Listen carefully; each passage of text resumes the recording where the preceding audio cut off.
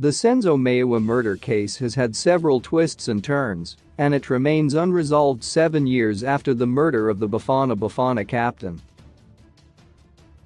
Meyiwa family and the country at large commemorated the 7th anniversary of his death recently, on October 26.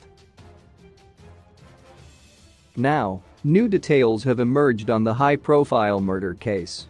The investigating officer leading the case, Colonel Bongani Janinda, swore an affidavit that indicates that the murder was not, as earlier assumed, a foiled armed robbery, Opera News reported.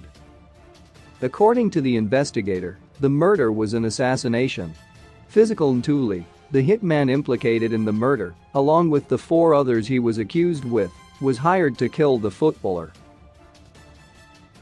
Read also, former Generations actress Sonia Mbell puts troller in his place after sexy photo comment.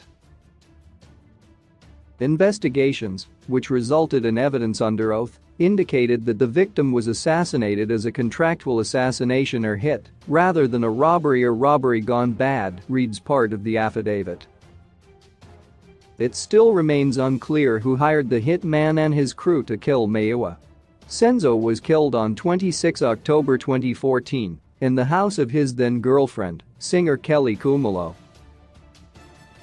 The colonel continued to note that Ntuli, the main suspect, had confessed to the murder on 2 separate occasions in 2020, both times under the watch and guidance of his legal representatives.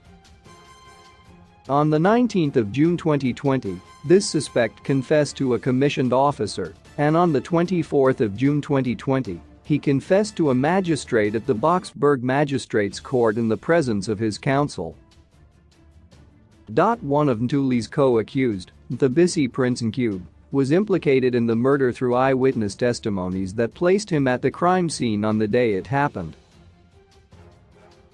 The outfits described by witnesses matched those he was wearing in pictures found on his phone from that day. So far, none of the accused has requested bail, which according to investigating officers, is a good sign that signals their guilt. According to the police, they are confident that they have an airtight case and that the new evidence that has come to light will enable them to finally put the case to rest. The country has been calling for the case to be expedited for a while now.